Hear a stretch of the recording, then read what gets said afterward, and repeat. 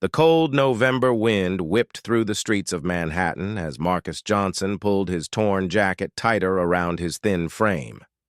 He had been living on the streets for 8 months now, ever since losing his job at the construction site and falling behind on rent. The cardboard box he called home sat wedged between two buildings, offering little protection from the harsh winter approaching.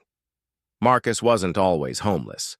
Just 2 years ago, he had been a proud father of 2, working steady construction, jobs, and living in a small apartment in Queens with his wife Sarah and their children Emma and Jake. Life wasn't perfect, but it was theirs. Then came the accident at the job site. A steel beam fell and crushed his left leg, leaving him with a permanent limp and chronic pain that made physical labor nearly impossible. The medical bills piled up faster than snow in a blizzard. Insurance covered some costs, but not enough. Physical therapy sessions drained their savings. When Marcus couldn't return to construction work, he tried finding other jobs, but his injury limited his options. Employers would take one look at his limp and find excuses not to hire him. The family burned through their emergency fund in 3 months. Sarah worked 2 part-time jobs as a waitress, but her income alone couldn't cover rent, utilities, and food for 4 people. They fell behind on rent. The landlord, initially sympathetic, eventually had no choice but to start eviction proceedings. The family moved in with Sarah's sister temporarily, but the cramped conditions and mounting stress took its toll on everyone. The breaking point came on a rainy Tuesday evening. Marcus had spent another fruitless day job hunting, coming home empty-handed once again. The rejection letters and closed doors had worn him down to nothing. That night, he and Sarah had their worst fight ever. Harsh words were exchanged about responsibility, failure, and broken dreams. In a moment of desperation and shame, Marcus packed his few belongings and left, telling himself his family would be better off without him dragging them down. Now, months later, Marcus survived day by day on the generosity of strangers and whatever odd jobs he could find that didn't require heavy lifting. He swept storefronts for a few dollars, returned shopping carts at grocery stores, and sometimes helped elderly people carry their groceries. Most days, he made just enough for a cheap meal and maybe a cup of coffee to warm his hands. The streets taught him harsh lessons quickly. He learned which doorways offered the best shelter, which restaurants threw out edible food, and which police officers would move him along gently versus those who were less kind. He discovered that some people would look right through him as if he were invisible, while others would cross the street to avoid eye contact. On this particular morning, Marcus sat on a milk crate outside a busy office building, watching the steady stream of well-dressed people hurrying to their jobs. His stomach growled loudly, reminding him that yesterday's half sandwich from a dumpster behind a deli was his last real meal. He had found a crumpled dollar bill in his pocket earlier, but it wasn't enough for even the cheapest breakfast. The morning rush hour brought its usual parade of commuters, each lost in their own world of phone calls, text messages, and deadlines. Marcus had learned not to ask directly for money too often, as it usually resulted in angry responses or security guards asking him to move. Instead, he simply sat quietly, holding a small cardboard sign that read, "Anything helps. God bless."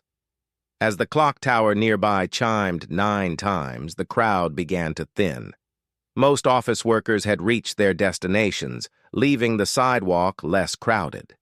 Marcus was considering moving to a different location when he noticed a black sedan with tinted windows pulling up to the curb nearby. The car looked expensive, the kind that usually belonged to successful business people or celebrities. A tall man in a dark suit stepped out of the passenger side and opened the rear door. Marcus couldn't see who was inside clearly, but he noticed. The person wore an expensive-looking coat and moved with the confidence of someone accustomed to being in charge. The man walked toward the office building entrance, passing directly by Marcus's spot on the sidewalk. This was the moment that would change everything, though neither Marcus nor the approaching stranger knew it yet. Sometimes life's most important Moments arrived disguised as ordinary encounters, and this cold November morning was about to become one of those defining instances that people would talk about for years to come. As the well-dressed figure approached, Marcus felt a familiar mix of hope and nervousness. He had learned to read people quickly during his months on the street. Some individuals radiated kindness and might spare some change, while others carried an invisible wall of indifference that seemed to push away anyone seeking help. This man walking toward him was different somehow. He moved with purpose, but not rushed panic like most morning commuters. His clothing was clearly expensive, and everything about his appearance suggested success and wealth. Marcus noticed the man's shoes alone probably cost more than most people, made in a month. When the stranger was about 10 feet away, Marcus made a decision that surprised even himself. Usually he waited for people to notice him first, but something about this moment felt different.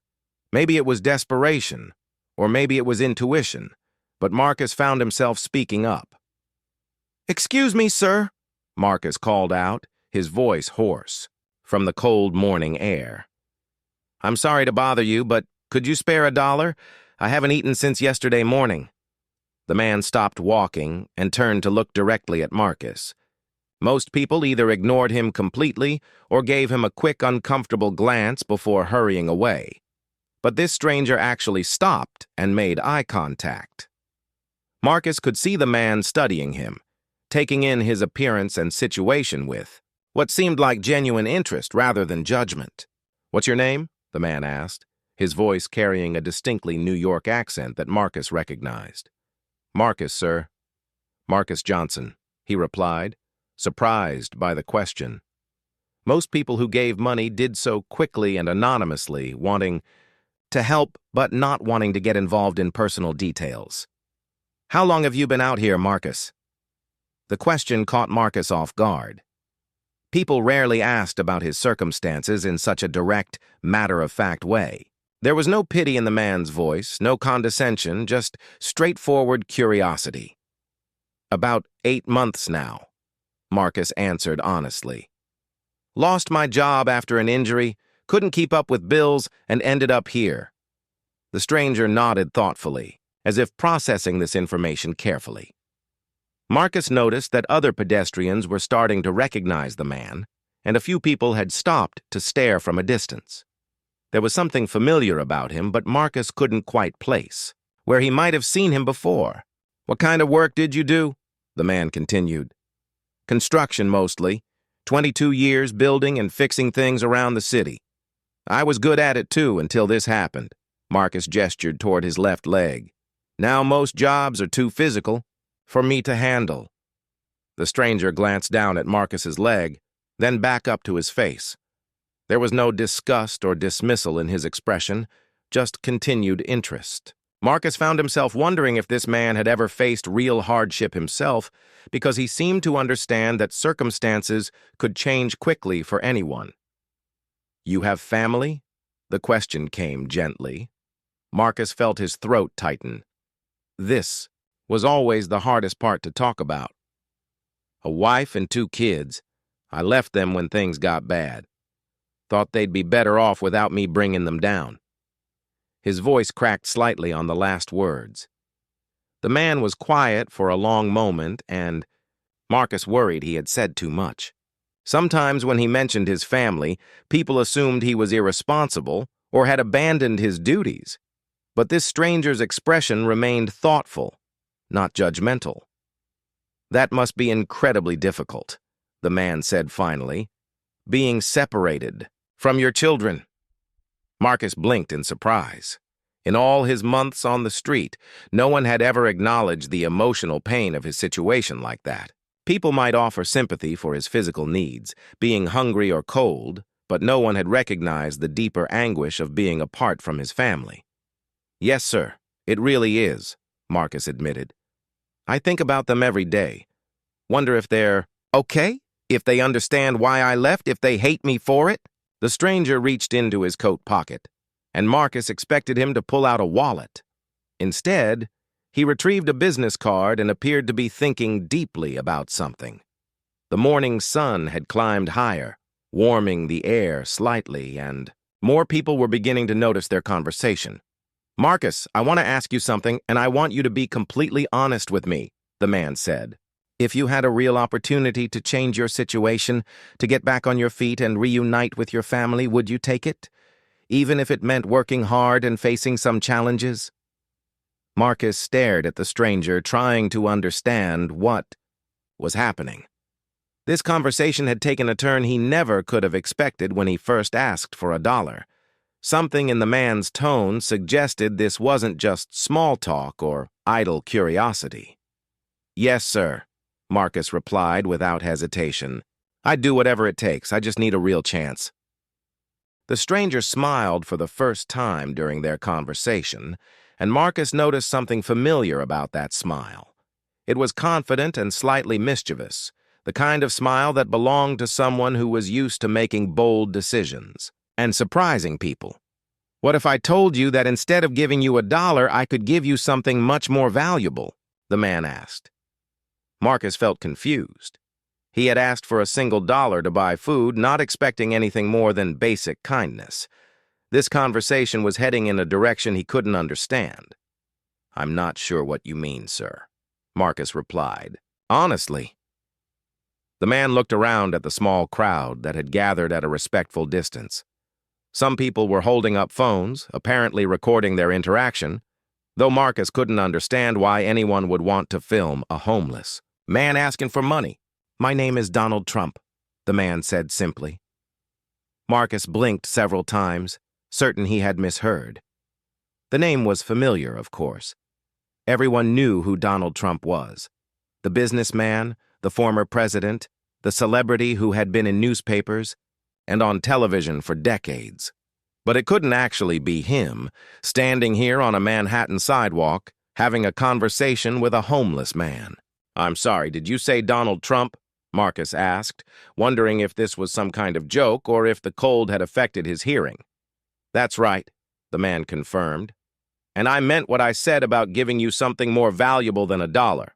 Marcus looked more carefully at the man's face, comparing it to images he remembered from television and newspapers.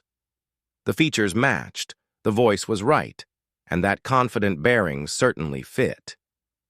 But it still seemed impossible that one of the most famous people in America would stop to have a personal conversation with someone like him. "You're really Donald Trump?" Marcus asked, his voice barely above a whisper. "I am. And you know what, Marcus? I've built my entire career on seeing potential where others see problems. I've turned failing businesses into successes, transformed empty lots into beautiful buildings, and helped people achieve things they never thought possible." Marcus felt overwhelmed. This was beyond anything he could have imagined when he woke up that morning in his cardboard shelter. The most powerful people in the country didn't usually stop to chat with homeless individuals on street corners. "I don't understand why you're talking to me," Marcus said honestly. "People like you don't usually notice people like me." Trump's expression became more serious. "That's where you're wrong, Marcus. Successful people should notice everyone, especially those who are struggling. Because sometimes the person everyone else overlooks is exactly the person who has the most to offer." The crowd around them had grown larger, and Marcus could hear people whispering excitedly. Some were definitely filming now, and he realized this interaction was probably going to be seen by many more people than just those standing on the sidewalk. "Here's what I'm going to do," Trump continued, reaching into his coat again. This time he did pull out his wallet, but instead of taking out a single dollar bill, he removed something much more substantial. "This is a check for $10,000, Trump said, holding up the piece of paper so Marcus could see it. "But I'm not just giving you money to spend and forget about. I'm investing in your future." Marcus stared at the check, unable to process what he was seeing. $10,000 was more money than he had seen in years, even when he was working regularly. It was enough to get an apartment, buy proper clothes for job interviews, maybe even pay for additional training to work around his injury. "Sir, I can't accept that," Marcus said, though every fiber of his being wanted to reach for the check. "That's too much. I only asked for $1." You asked for $1 because that's what you thought you deserved, Trump replied. But I don't. Think in small terms, Marcus. I think big, and I see big potential in you. The crowd had grown quiet, everyone straining to hear the conversation. Marcus could feel dozens of eyes on him, and the weight of the moment was almost overwhelming. There are conditions, Trump continued. This isn't charity, it's an investment. You're going to use this money to get back on your feet, find work, and reunite with your family. But more than that, once you're stable, you're going to help other people who are in the situation you're in now. Marcus felt tears starting to form in his eyes. Not just because of the money, though. That was life-changing enough. But because someone believed in him again. Someone looked at him and saw potential instead of just problems. You're going to be successful, Marcus, Trump said with absolute certainty. And when you are, you're going to remember this moment and pay it forward. That's how we make America great, by helping each other succeed. Marcus wiped his eyes with the back of his hand, overwhelmed by emotions he hadn't felt in months. Hope was the strongest among them, but it was mixed with disbelief and a deep sense of unworthiness. Mr. Trump, I don't know what to say, Marcus managed. Why me? Why would you do this for someone you just met? Trump folded the check and held it out toward Marcus. Because I believe in second chances, and I believe in the American dream. But most importantly, I believe that everyone deserves dignity and opportunity. You didn't ask for a handout, Marcus. You asked for help, and you were honest about your situation. That tells me everything I need to know about your character. Marcus hesitated for a moment, looking at the check. His practical side knew he desperately needed this help, but his pride struggled with accepting such generosity from a stranger. Take it, Trump encouraged. But remember what I said about conditions. This comes with responsibilities. Marcus slowly reached out and accepted the check, his hands trembling slightly. As his fingers closed around the paper, he felt like he was holding not just money, but a chance at redemption. There's something else, Trump said, pulling out a business card. This is the number for one of my construction project managers. His name is Mike Rodriguez, and he oversees renovations on several of my properties around the city. I'm going to call him this afternoon and tell him about you. Marcus stared at the card, reading the name and number printed in elegant letters. You said you have 22 years of construction experience, Trump continued. Mike is always looking for experienced workers who understand quality and take pride in their work. Your injury means you can't do heavy lifting, but there are plenty of other tasks on a construction site that require skill and knowledge. The crowd around them had grown even larger, and Marcus could hear people talking excitedly about what they were witnessing. Some were calling friends on their phones, describing the scene in animated voices.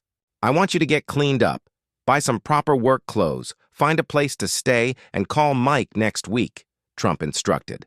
But first, I want you to call your wife. Marcus's breath caught in his throat. He hadn't spoken to Sarah in over 2 months, not since their last painful phone conversation where she begged him to come home and he insisted she was better off without him. Sir, I don't think she wants to hear from me, Marcus said quietly.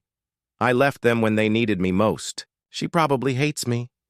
Maybe, Trump replied bluntly, but maybe she's been waiting for you to come home this whole time.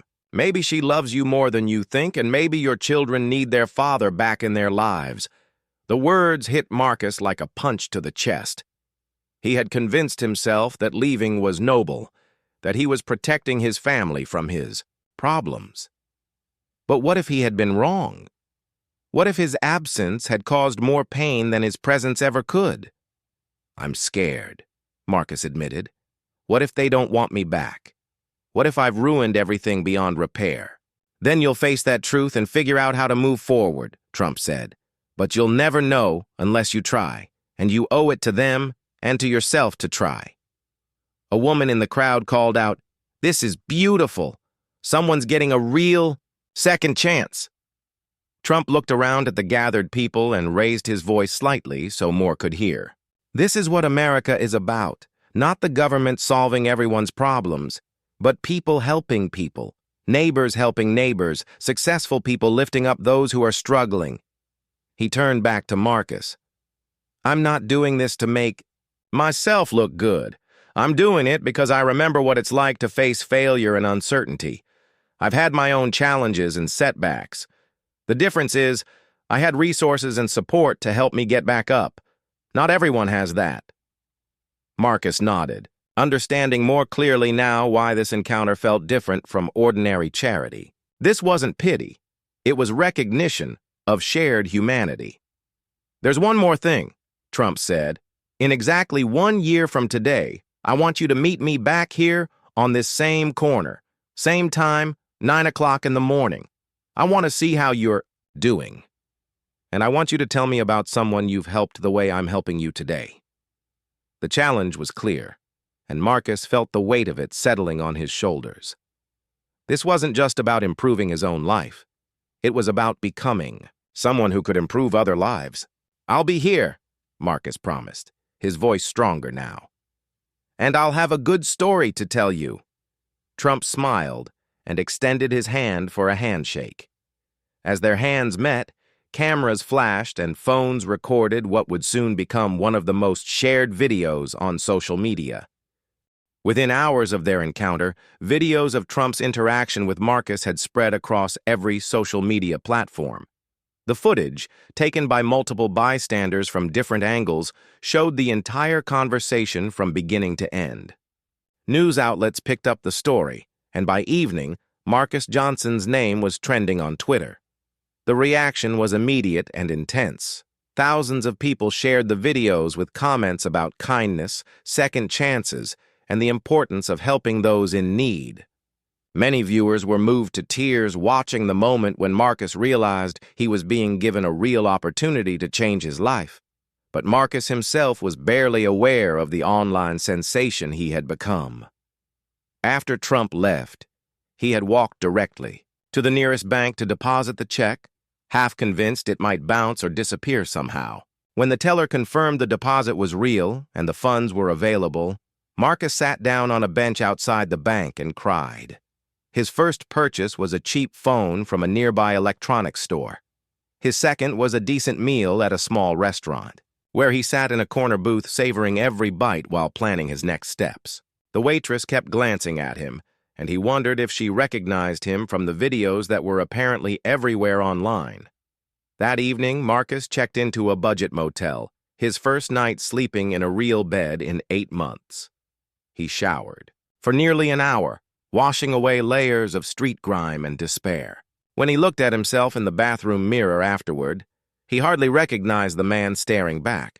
Clean-shaven and with his hair washed, he looked more like the person he used to be.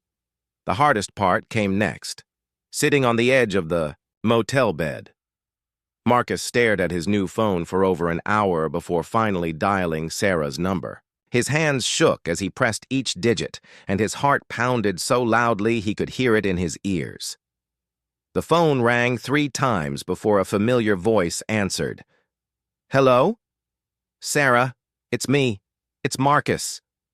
There was a long silence on the other end, and Marcus wondered if she had hung up. Then he heard her sharp intake of breath. "Marcus? Oh my God, Marcus! Where are you? Are you okay? We've been so worried." The relief in her voice nearly broke him. She didn't sound angry or resentful. She sounded scared and concerned, like someone who had been desperately hoping for this exact phone call. "I'm okay," he managed to say. "I'm in Manhattan. Sarah, I saw something today that I need to tell you about, and I need to ask you something important." "Are you coming home?" she asked, and he could hear tears in her voice. "I want to," Marcus said. "But only if you want me to. Only if you and the kids can forgive me for leaving." "Forgive you?" Sarah's voice rose with emotion. "Marcus, there's nothing to forgive. You were hurting and scared, and you thought you were protecting us. But we need you. The kids ask about you every day. Emma drew you a picture last week of our family, and she made sure to include you." Marcus closed his eyes, overwhelmed by relief and regret. "I made such a mess of everything, Sarah. I let my pride and shame push me away from the people I love most." "Come home," she whispered. "Whatever problems we have, we can face them together. We're stronger together than apart." They talked for 2 hours, and Marcus told her everything. About the months on the street, about the encounter with Trump, about the check and the job opportunity and the chance to start over. Sarah listened without judgment, asking questions and offering support. The next morning, Marcus went shopping. He bought work clothes, a decent suit for interviews, toiletries, and a small overnight bag. Then he took a train to Queens, to the apartment where his sister-in-law still lived with his family. When the door opened, his daughter Emma launched herself into his arms before he could even speak. His son Jake was more hesitant, having grown taller and more serious during Marcus's absence, but when Marcus knelt down and apologized for leaving, Jake hugged him tightly. Sarah appeared in the doorway, and for a moment they just looked at each other. Then she stepped forward and wrapped her arms around him, and Marcus felt like he was finally home. The next week, Marcus called Mike Rodriguez. The conversation went better than he had dared hope. Mike had indeed heard from Trump, and he was eager to meet with Marcus about potential work opportunities. They arranged to meet at a construction site in Midtown Manhattan. When Marcus arrived, clean-shaven and wearing his new work clothes, Mike was impressed by his knowledge and experience. They walked through the renovation project together, and Marcus was able to answer technical questions and offer suggestions about problem areas. "Trump told me about your injury," Mike said as they finished the tour. "But there's plenty of work here that doesn't require heavy lifting. Quality control, coordinating with subcontractors, training new workers, equipment maintenance. What matters is experience and reliability." Marcus started work the following Monday as a site supervisor, earning more than he had made in years. The work was challenging but manageable, and his colleagues respected his knowledge and work ethic. More importantly, he was able to come home to his family every evening. 11 months later, Marcus stood on the same Manhattan corner where his life had changed forever. It was another cold November morning, but this time he wore a warm winter coat and sturdy boots. His hair was neatly trimmed, and his face showed the healthy glow of someone who was eating regular meals and sleeping in a real bed. The past year had been a whirlwind of positive changes. Marcus and his family had moved into their own apartment again, a modest 2-bedroom place in Queens that felt like a palace after months of uncertainty. Emma and Jake were thriving in school, and Sarah had been able to reduce her work hours to spend more time with the children. Marcus's job had exceeded all expectations. Mike Rodriguez had become not just a boss, but a mentor and friend. Marcus's experience and reliability had made him valuable to the construction team, and he had received 2 promotions during the year. More importantly, he had found purpose and dignity in his work again. But Marcus hadn't forgotten the promise he made to Trump about helping others. Over the past several months, he had developed a routine of spending his Saturday mornings volunteering at a local homeless shelter. He served meals, helped people fill out job applications, and most importantly, he listened to their stories without judgment. Marcus had also started carrying business cards for local services, phone numbers for job placement agencies, and information about training programs. He couldn't write large checks like Trump had done for him, but he could offer something equally valuable: hope and practical guidance from someone who had been in their situation.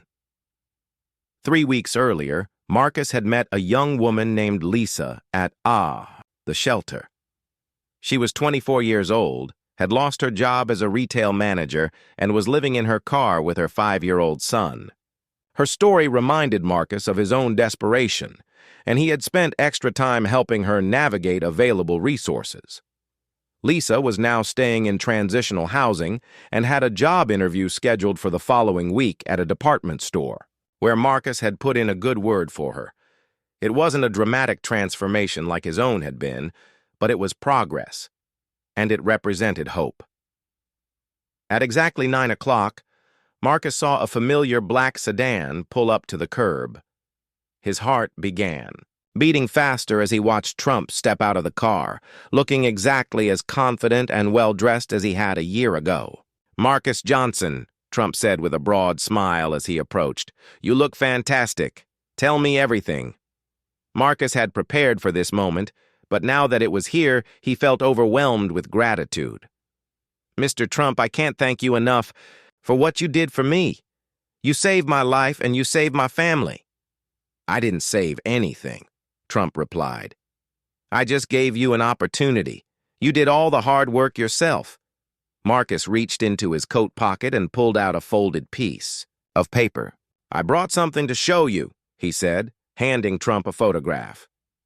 The picture showed Marcus at a construction site, wearing a hard hat and safety vest, pointing at blueprints while explaining something to a group of younger workers.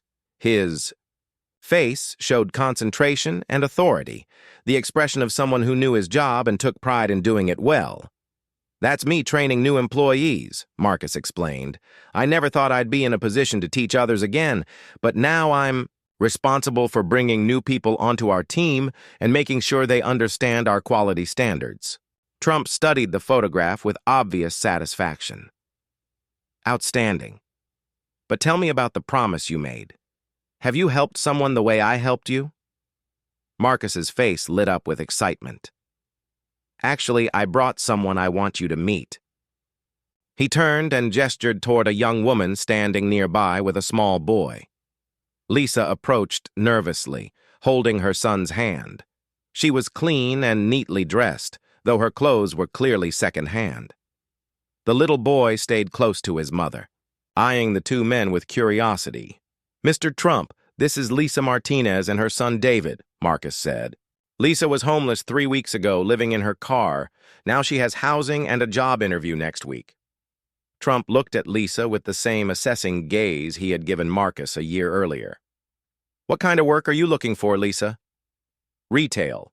"Management, sir," Lisa replied, her voice stronger than Marcus expected. "I have 5 years of experience, and Marcus helped me contact some stores that are hiring. And what's your plan for the future?" Trump continued. Lisa straightened her shoulders. "I want to save money and eventually open my own small business. Maybe a clothing store that sells affordable professional wear for people who are trying to get back into the workforce." Trump nodded approvingly. "That's thinking big. I like that." He reached into his coat and pulled out a business card. "This is for someone who helps people start small businesses. Tell her I sent you and tell her about your idea." Lisa accepted the card with shaking hands. "Thank you, sir.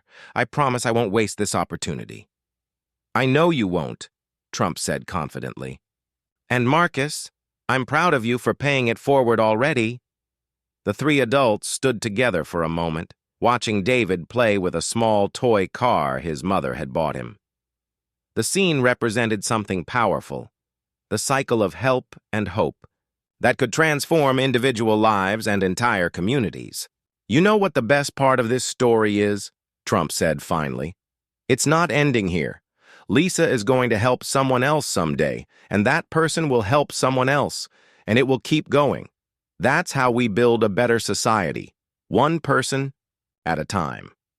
As Trump prepared to leave, he shook hands with both Marcus and Lisa. "Same time next year?" he asked Marcus. "I'll be here," Marcus replied, "and I'll have even better stories to tell you." The video of their reunion, recorded by passers-by just like the original encounter, spread across social media within hours. But this time, the focus wasn't just on one generous act. It was on the ripple effect of kindness, the way one moment of belief in another person's potential had created expanding circles of positive change. Marcus returned to work that afternoon with renewed purpose. He had learned that second chances weren't just about receiving help, but about becoming someone who could offer help to others. And as he looked at his own reflection in the office building's windows, he saw not just a man who had been saved, but a man who was now in the business of saving others.